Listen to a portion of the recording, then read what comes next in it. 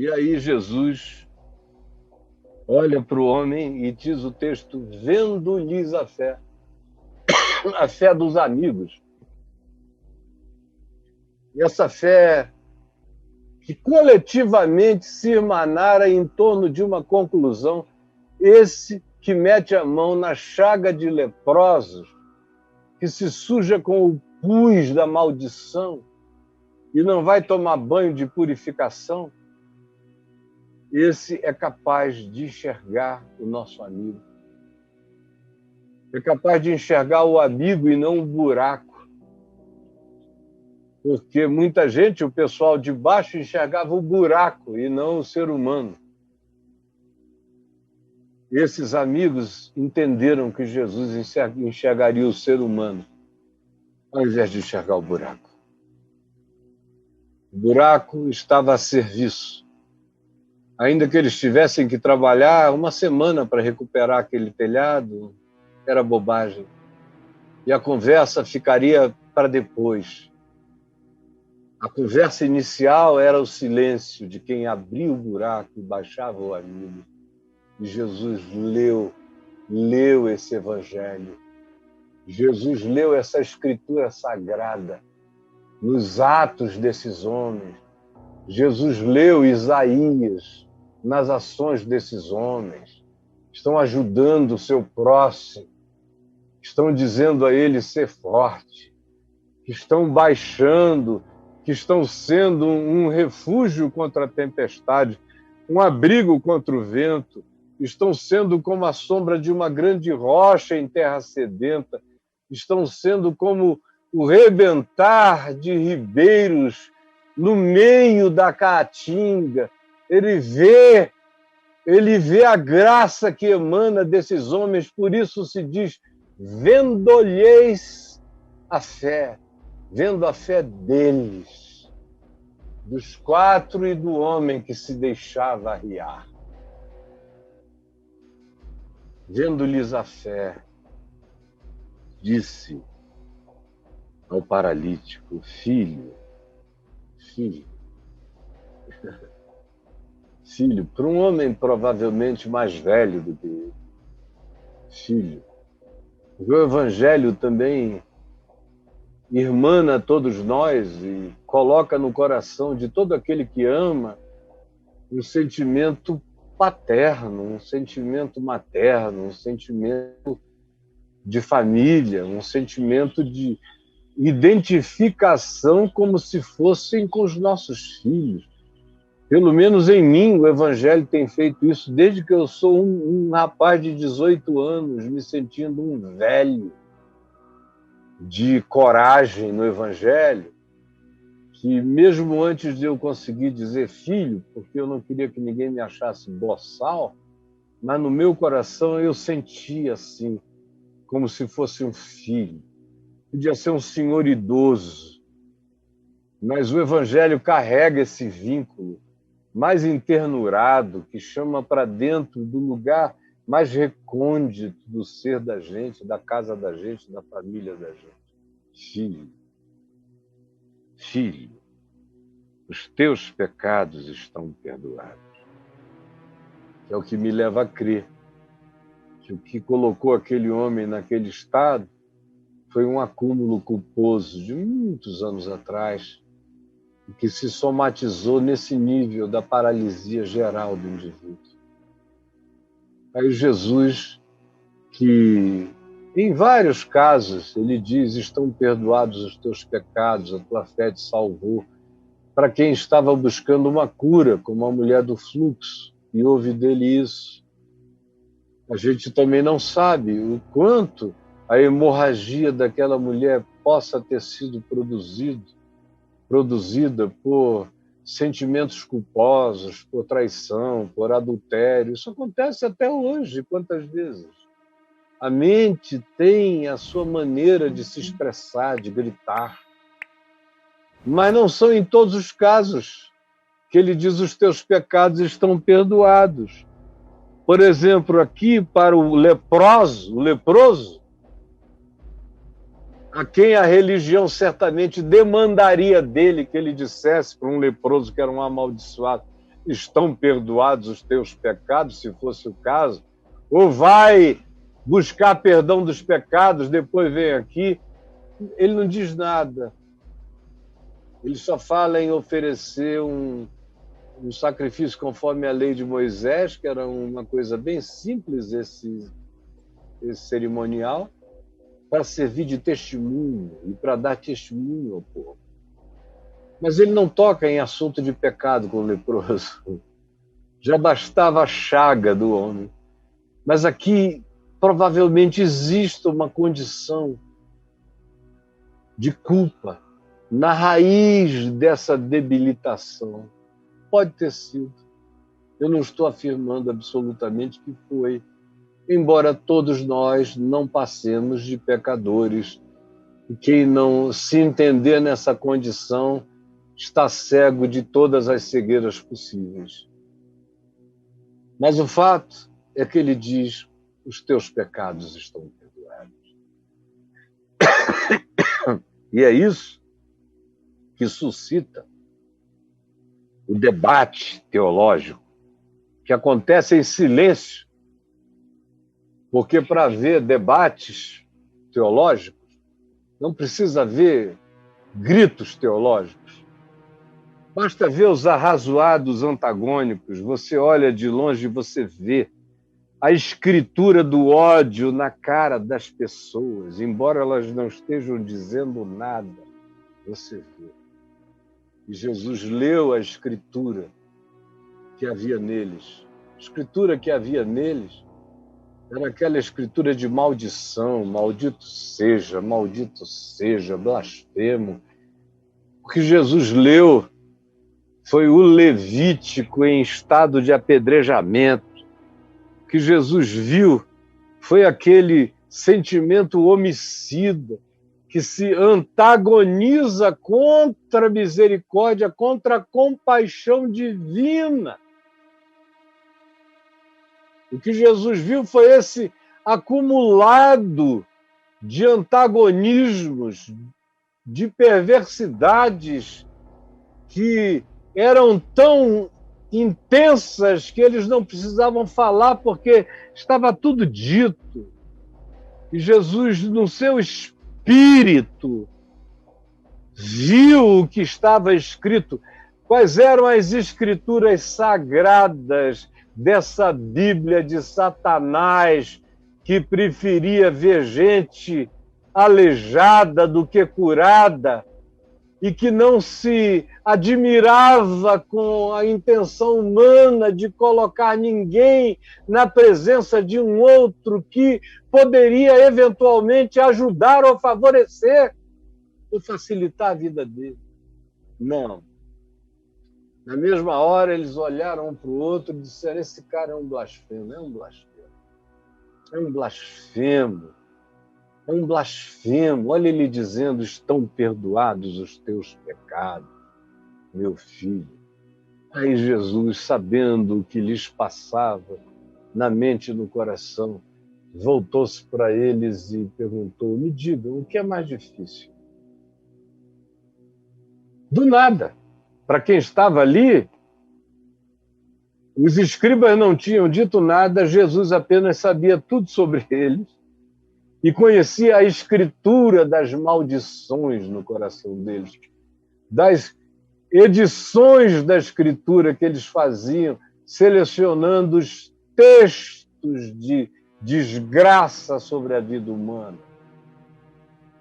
Jesus, conhecendo-lhes toda essa lavratura de escritura de maldição e perversidade, sem que tivesse havido um som, só o da voz de Jesus dizendo ao homem: filho, perdoados estão os teus pecados.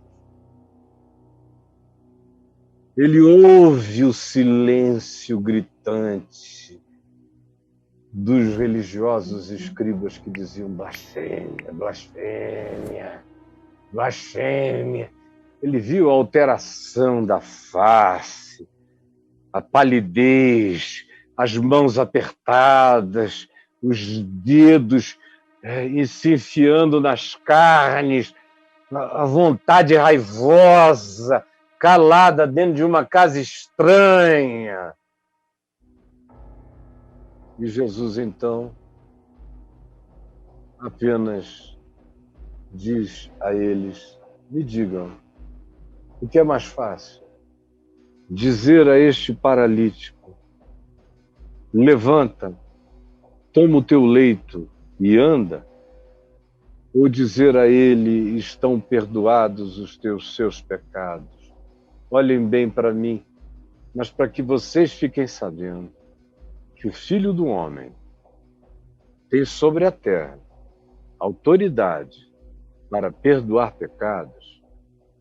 Então, me olhem.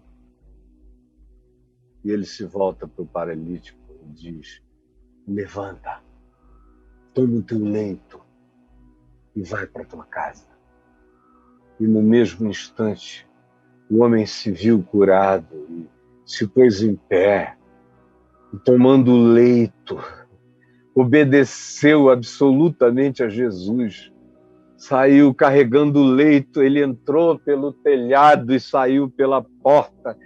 Ele entrou amarrado e saiu libertado. Ele entrou sendo carregado e saiu carregando o leito. E foi tudo evangelho. A gente chega amarrado e sai livre. Livre. E o povo todo olhando aquilo deu glória a Deus, porque disse: a gente nunca viu nada igual. Nem nós, né? Nada igual. Agora, tem muita gente que fica chocada com tudo o tempo todo. Quando o cara é treinado no treinamento dos escribas e fariseus, toda a palavra de misericórdia, toda a palavra de generosidade, toda a palavra de inclusão, toda a palavra de perdão é blasfêmia. Eu, por exemplo, deixo esses caras que estão por aí em estado de ódio, porque, em nome de Jesus, eu pratico o Evangelho, que se diz: recebei o Espírito Santo. Jesus ressuscitado soprou sobre ele e disse que, se de alguns perdoardes os pecados, ser-lhe-ão perdoados. Eu também vejo João, que estava presente naquele dia da ressurreição, quando Jesus disse isso, repetir na sua primeira epístola que, se nós virmos alguém pecando, e pecar não para a morte, ou seja, alguém que peque sem que o pecado dela seja um pecado que produza destruições coletivas, seja um pecado que tenha a ver com o mal que a pessoa faz a si mesma, e não com o mal que ela faz a outros. No meio religioso, o pecado que contra é o pecado que o cara faz a si mesmo. O pecado que se faz e que muitos fazem a outros, os pecados coletivos que decorrem das leis injustas, das atitudes de juízo, das palavras que coletivizam desgraças, que amaldiçoam populações de gente estranha e diferente, isso aí não é nada. O religioso só vê o pecado que o indivíduo peca contra si mesmo, que é justamente aquele pecado que João diz que, se eu vir o meu irmão fazendo, que eu rogue por ele, e os seus pecados serão perdoados. Porque é preciso que todos saibam que o Filho do Homem, Jesus, deu também aos filhos dos homens poder para perdoar pecados que pessoas praticam contra elas próprias.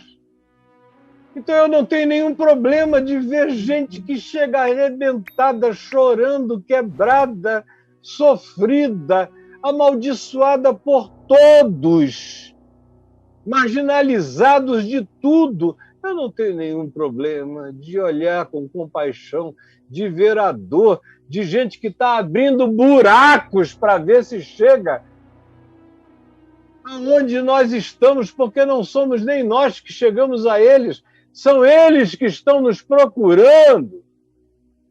E eu não tenho problema, eu boto a mão na cabeça, eu enfio, patolo a mão no peito do leproso, boto mesmo a mão na cabeça de pecadores de todos os tipos, porque sou eu um pecador perdoado pelo Filho do Homem, estendendo a mesma graça. Assim como Deus em Cristo nos perdoa os pecados, assim também perdoemos nós os pecados dos outros, não apenas aqueles que eles fizeram contra nós, o que é muito óbvio e muito tolo, muito do primário da fé. A gente começa de fato a entender o perdão quando a gente começa a orar e perdoar o pecado do irmão que não fez nada contra a gente. Mas é um irmão que não se comporta do mesmo modo, que tem outra deficiência, que carrega outras dificuldades, que chora e sofre por ser do jeito que é, gostaria de não ser, mas não conseguiu ainda, talvez não consiga jamais, porque é assim que ele é mesmo, e o modo que ele, como ele é, no máximo, se fizer algum mal, fará a si próprio, não fará mal a ninguém, não está fazendo apologia do seu próprio engano, então eu não tenho nenhum problema de dizer, filho, quando eu vejo nos olhos essa angústia, eu não tenho ninguém, nem diabo, nem concílio, nem a reunião de todos os que digam, Caio, se você tem alguma consideração por mim, não faça mais assim, não vai adiantar nada. Porque eu fiz, eu faço e eu farei até morrer. Se de alguns perdoardes os pecados, ser-lhe-ão perdoados. Eu só não sei reter pecados de ninguém. Eu só sei perdoar pecados, eu não sei reter. Não me sinto com capacidade de reter, porque não me sinto com capacidade de separar o joio do trigo. Então, se eu tiver que ser julgado, que eu seja julgado por perdoar pecados. Por orar por aqueles que pecaram, não contra a vida humana, não contra a morte, não em favor da morte, não contra a coletividade, pecando esses pecados para a morte. E aí eu digo hoje, aqui e agora, para aquele que esteja me ouvindo, para aquela que esteja me ouvindo aqui ao vivo, ou os muitos e muitos que vão ouvir no curso das horas, dos dias, dos meses e dos anos. E a palavra se reatualiza, onde quer que ela chegue, ela fica nova outra vez. E eu digo a esses, filho, estão perdoados os teus pecados. E aquilo que te condicionou a uma existência de paralisia, eu te digo agora, em nome daquele que me perdoou, em nome daquele que nos perdoa, eu te digo, levanta, toma o teu leito e vai viver. Vai viver. Ninguém mais tem o poder de te parar. Sai pela porta. Sai carregando. Vai carregar outros. Nunca mais te deixes paralisar. Tua culpa está coberta. Teu pecado está perdoado. E tu estás restaurado. Levanta e anda. Vocês entenderam as implicações contemporâneas de tudo que eu disse. Quem tiver ouvidos para ouvir, ouça. Jesus, que a tua palavra se renove agora, mais uma vez. Ela se torne evangelho aplicado ao cotidiano de todos os paralíticos pela culpa, todos os leprosos, todos os marginalizados, todos os doentes, todos aqueles que precisam da medicina da tua graça. da medicina da tua boa nova. Traz libertação, acerca da qual tu disseste, assim como o Pai me enviou, eu também vos envio. Sejam o que eu sou, me repitam no mundo, para todas as pessoas, em todos os lugares. Perdoem, acolham, abracem. E se a religião não me entender, que ela não entenda, mas que os que precisam compreendam e sejam acolhidos, e sejam sarados, e sejam perdoados e pacificados. É o que eu te peço agora. E eu sei que está acontecendo, eu sei que está acontecendo. Em nome de Jesus. Amém. Amém, amém.